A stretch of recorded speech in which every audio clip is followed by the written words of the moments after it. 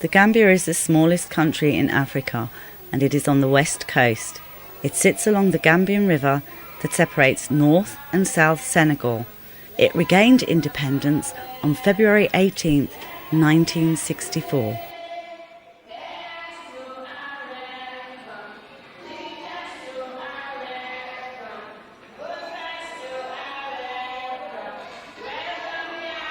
It is the home place of one of the most famous slaves.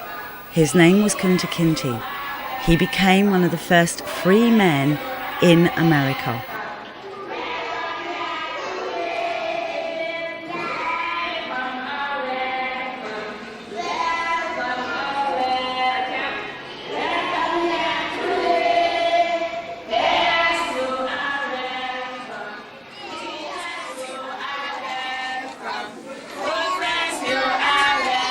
In the Gambia, there are two forms of education. First is rural, second urban. Education, as far as the government is concerned, is from 7 years. Many parents feel they want their children to learn as early as possible. They know the importance of education. However, poverty is endemic.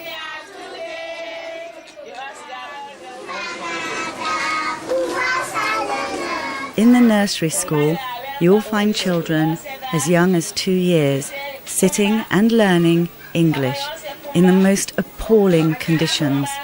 In lower basic, the age is up to 13 and they start at 7. In all schools, the children crowd into a class and the teachers have to teach different age groups at the same time. The classes can be as large as 100 and as little as 50. The children sit 2 to 3 a desk. They get one pencil each, one paper. They have to share.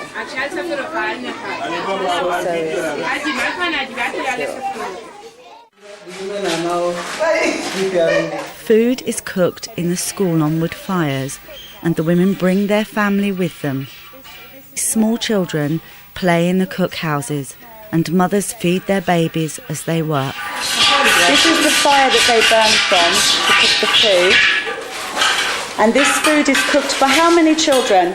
For 436 children, depending on the children who pay every day.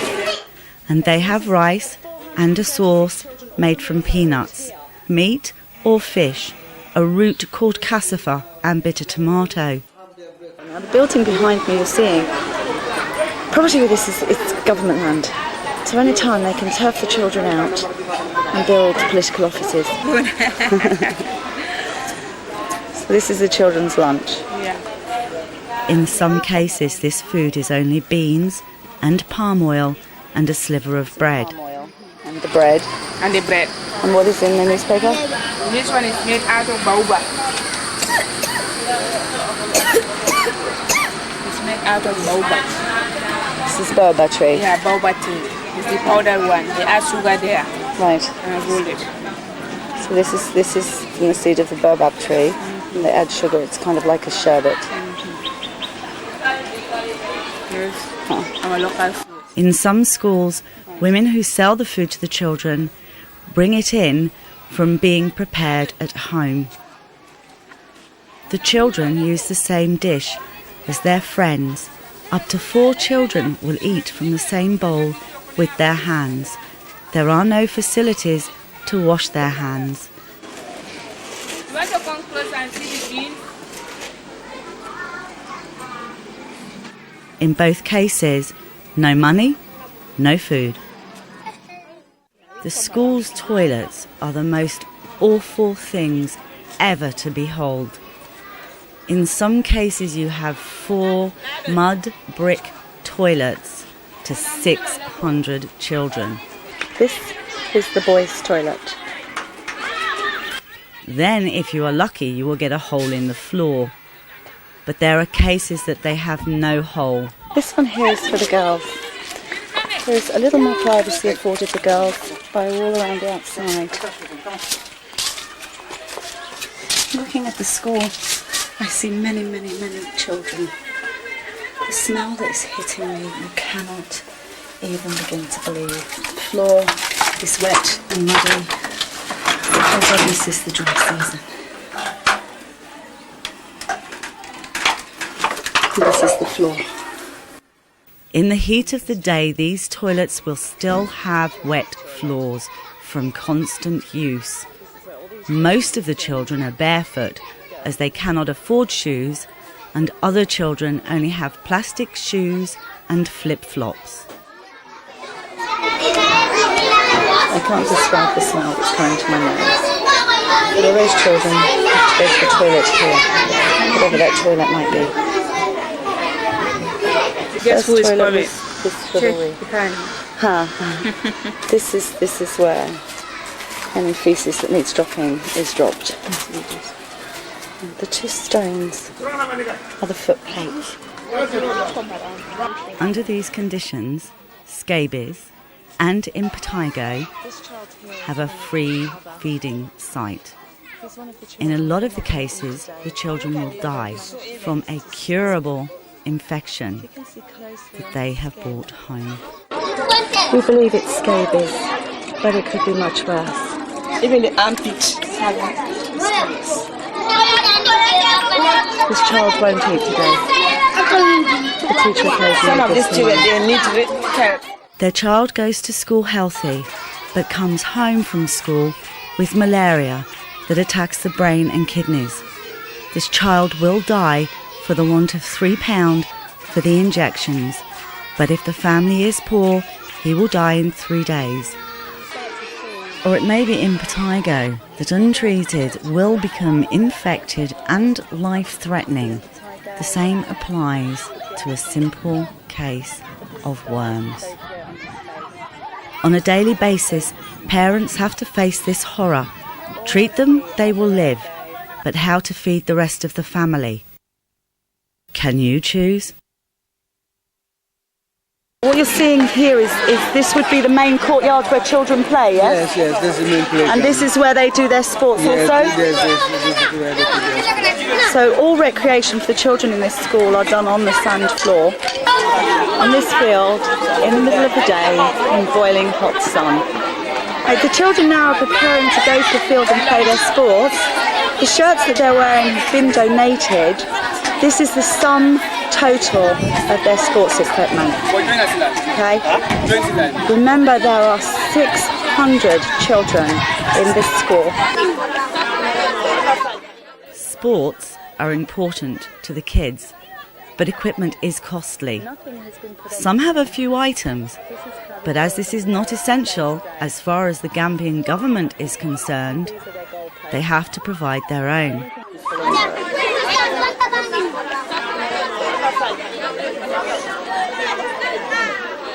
What we're watching now is a game of rounders.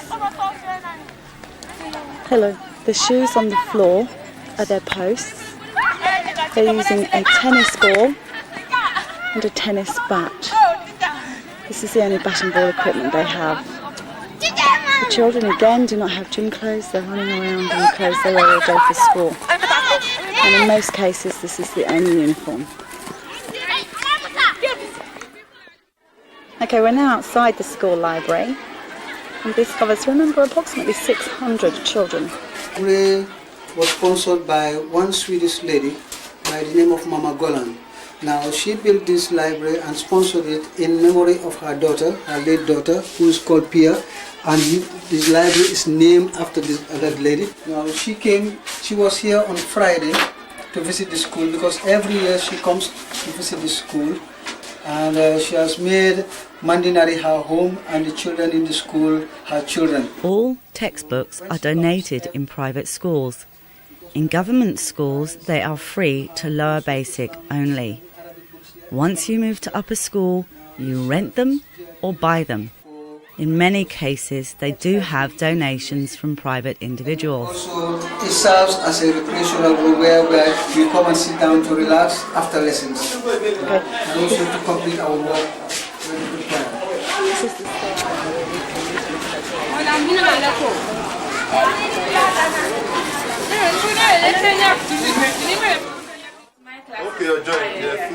If you are a private school or government school, you may have to teach the children in huts made from tin and desks that are dangerous. But the situation is not much better for the rural schools, and some schools only have windows that are brick holes. There are no educational toys. The children learn English off a blackboard. They teach each other by repeating in song the words. A child will be the teacher of the words and numbers, and one thing is common. They have to share paper. But even so, the children do enjoy school. Food is important, and many schools want their own garden so they can feed the children. This field here that is only bordered by barbed wire and tin, and the small plastic fencing is the school orchard. Because the wall is not completed, animals have come in and eaten their orchard. You can see the animal in the garden there. Okay, over there you can see, and I'm gonna bring this close to this animal so that you can see it's actually come in and eaten the food. Now in England we would say, well, why don't we just slaughter the animal or put electric fencing? It doesn't work that way here, because that sheep that's gaily wandering around, or goat, is also a very important part of their culture. They need this food, so they don't just kill it because it's trespassing on ground. But unfortunately, this one animal is causing a problem for many, many children. So we do need to finish this wall and replant the orchard. Lettuce here before, but all have been eaten up by animals. What you're seeing here is the remains of what the children had planted for vegetables, so that they could have fresh vegetables. And as you can see, the fence to the main compound is not complete, so therefore the fence to this vegetable garden is not complete. With people and children going away over the holiday period, animals and other people have come in and taken what the children have tried to grow.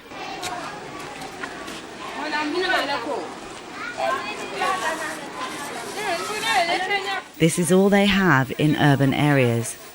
In the provinces, the situation is much worse.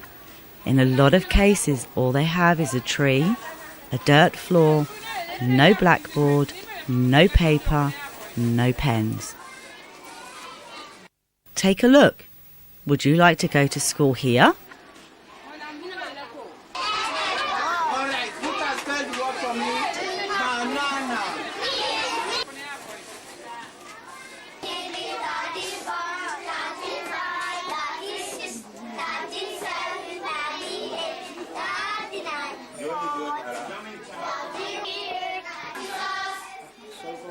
Or would you prefer here?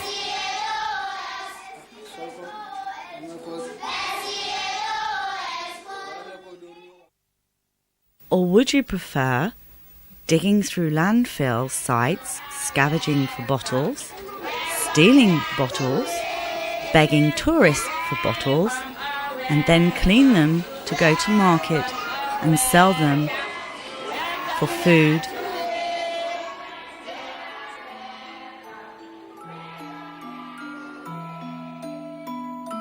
For family, for life. These are the only choices in the Gambia.